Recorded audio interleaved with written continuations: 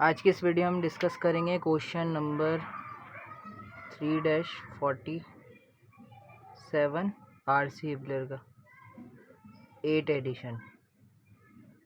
सही। तो इसके अंदर हमें एक ये सिस्टम दिया हुआ है जिसके अंदर एक रिजिड रॉड लगी हुई है ए से डी तक। उसके ऊपर ये कोई वेट लटका हुआ है। सही है। इसके वेट को डब्ल्यू से डिनोट किया हुआ है।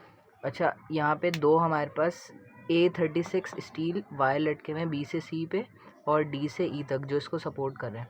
अच्छा, ये वेट के साथ लग रहा है, ये वायर के साथ ये वेट अटैच है और ये डी ई पे जो वायर लगा हुआ है ये इस रिजिड लिंक को ए डी वाले लिंक को बैंड होने से रोक रहा है, मतलब नीचे जाने से रोक रहा है, मतलब इसको सपोर्ट प्रोवाइड कर रहा है। सही है। इसकी डायमेंशन वगैरह गिवन दी हुए हैं और हमसे क्वेश्चन में इस वायर का क्रॉस सेक्शन दिया हुआ है कि 0.002 इंच स्क्वायर इन दोनों वायर का क्रॉस सेक्शन है और मटेरियल इनका बताया गया है 836 स्टील। और बी से बी डैश, मतलब जब ये रॉड हमारे पास बैंड हो गई, ए डी रॉड हमारे पास जब बैंड हो गई तो ये मैंने बोल दिया कि नेक्स्ट पॉइंट बी हमारे पास पॉइंट हो गया बी डैश। तो जो ये बी से बी डैश गई तो ये कितना नीचे पॉइंट हुआ, 0.025 इंच हमारे पास नीचे हो गया। सही है। तो क्वेश्चन में हमें क्या बोला है, हमें बोला है कि strain in wire D E और इन वायर बी सी ये मालूम करना है और ये जो वेट लग रहा है डब्लू ये मालूम करने का बोला है। सही। तो सबसे पहले मैंने वही ट्रायंगल ऑप्ट कर लिया। जब ये रिजिड लिंक के ऊपर यहाँ से कोई वेट लगा, इसको खींचा तो ये डी ई स्ट्रिंग जो है थोड़ा डिफॉर्म हुआ। सही है। और ये बी से जो बी तक जो ये डिस्टेंस आया बी डैश तक, वो डिस्टेंस हमें बताया 0.025 इंच। सही है। तो ये रिजिड लिंक इस तरीके से हुआ। सही है। और यहाँ पे वेट डब्लू लग रहा था। तो मैंने ये ट्रायंगल पूरा यहाँ पे ड्रॉ कर लिया और यहाँ पे डी से डी डैश चला गया। मैंने उन पॉइंट को प्राइम से डिनोट कर लिया और ये पॉइंट ए पे पेन है तो इसलिए यहाँ पे कोई डिफॉर्मेशन नहीं आएगी, खाली रोटेशन होगी। नाउ मैंने इस ट्रायंगल पे रेशियो अज्यूम कर लिया क्योंकि ये एंगल दोनों के लिए सेम होगा। सही है। ये एंगल फाई दोनों के लिए सेम होगा। तो मैंने ये ए से बी तक का जो डिस्टेंस है मेरे पास वो है 3 फीट।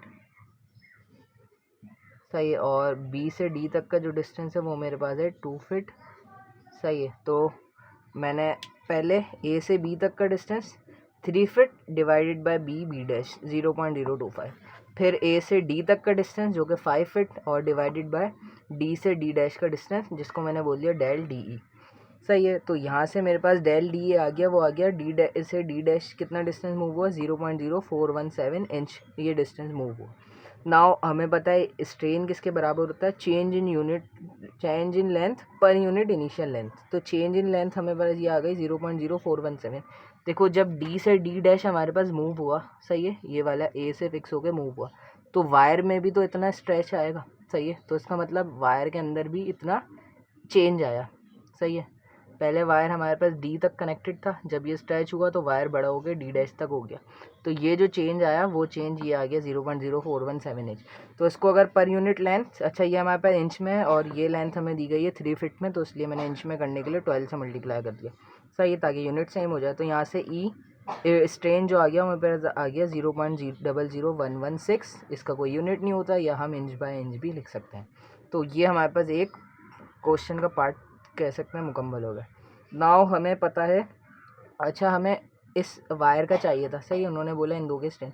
अब वायर का चाहिए, अब वायर के अंदर मुझे फोर्स निकालनी पड़ेगी ना कि फोर्स कितनी आई या इसमें स्ट्रेच कितना हुआ।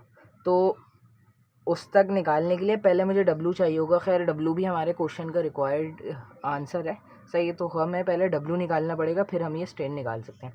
तो नाउ हमें पता है हुक्स लॉ की मदद से कि सिग्मा बराबर होता है young modulus into shear strength.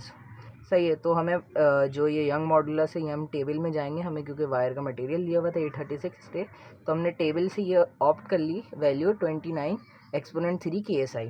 सही है। तो ये हमने ई पुट कर दिया, स्ट्रेन हमें पता, तो हमें पता चल गया इस डी ई वायर के अंदर कितना स्ट्रेस जनरेट हुआ, नॉर्मल स्ट्रेस कितना जनरेट हुआ, वो आ गया मेरे पास सिग्मा, ये मेरे पास आ गया सिग्मा डी ई जो कि 33.56 KSI। नाउ अब मुझे पता है स्ट्रेस इस बराबर होता है फोर्स पर यूनिट एरिया। सही है। अगर इसका क्रॉस सेक्शन सेम है, सही है, जो कि वायर के केस में हमारे पास, और यहाँ पे इस वायर के अंदर स्ट्रेस जनरेट होगी 32.56। तो इसका क्रॉस सेक्शन से जब मैं डिवाइड करूँगा या इसके स्ट्रेस को जो 33.56 एसआई है उसको मल्टीप्लाई कर दूंगा इसकी क्रॉस सेक्शनल एरिया जो कि गिवन दिया वायर का 0.002। सही है, तो मेरे पास इसके अंदर लगने वाली फोर्स आ जाएगी। तो यहाँ से मैंने फोर्स निकाली जो कि आई 0.0672 किप।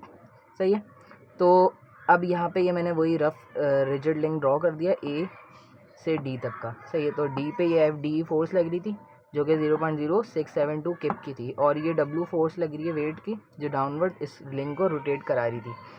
और तो हमें ए एक्स और ए वाई हमें अननोन है, हमें खाली डब्ल्यू चाहिए, एफ डी पता चल गया। तो एक अननोन है, मैं ए एक्स ए वाई को ख़त्म करने के लिए क्या करूँगा, मैं यहाँ पे मोमेंट की इक्वेशन लगा दूंगा अबाउट ए। या तो मैं ये कर सकता हूँ कि ए एक्स तो इसमें होगा नहीं ना क्योंकि और कोई दूसरी फोर्स नहीं है, तो ए एक्स तो डायरेक्टली ज़ीरो हो जाएगा। सही है, और ए वाई मेरे पास बच जाएगा। तो अगर मैं यहाँ पे समीशन ऑफ एफ वाई करूँगा तो मेरे पास दो अननोन आ जाएंगे। सही है, तो भी हमारे पास ये इक्वेशन सॉल्व नहीं हो पाएगी।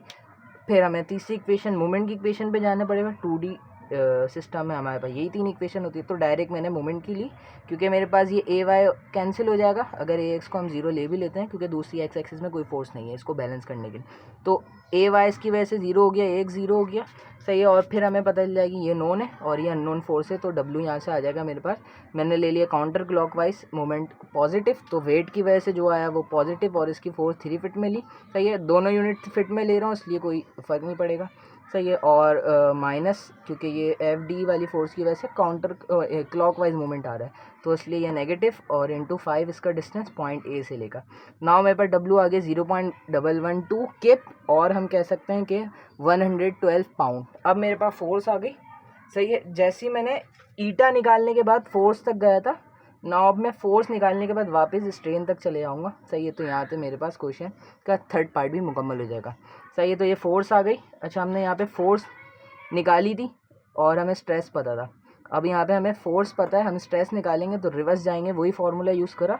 स्ट्रेस इज डायरेक्टली प्रोपोर्शन है फोर्स अपॉन एरिया के। फोर्स को मैंने डब्ल्यू से डिनोट किया है, और मैंने सेकंड फार्मूला जो यूज़ करा था हुक्स लॉ का यूज़ करा था जो कि stress is directly proportion to strain कहता है, और एक कांस्टेंट ऑफ प्रोपोर्शनलिटी आता है यंग मॉडुलस, तो EST जो कि यंग मॉडुलस ऑफ स्टील का है, और इनटू स्ट्रेन आ गया। अब मुझे स्ट्रेन ऑफ BC चाहिए, तो मैंने EST को डिवाइड में भेज दूंगा यहाँ से, तो मेरे पास कुछ इस तरह की एक इक्वेशन फॉर्म हो जाएगी, weight divide by strain into area. ना वेट मैंने ले लिया किलो किप में। सही है, और ये भी मैंने KSI में ले लिया, तो 29 exponent 3 multiply by area of cross section of wire 0.002। यहाँ से मेरे पास स्ट्रेन भी आ गया ऑफ BC 0.00193। तो तीनों पार्ट यहाँ पे मेरे पास मुकम्मल होगा। सही है, so that's all for this video, thank you.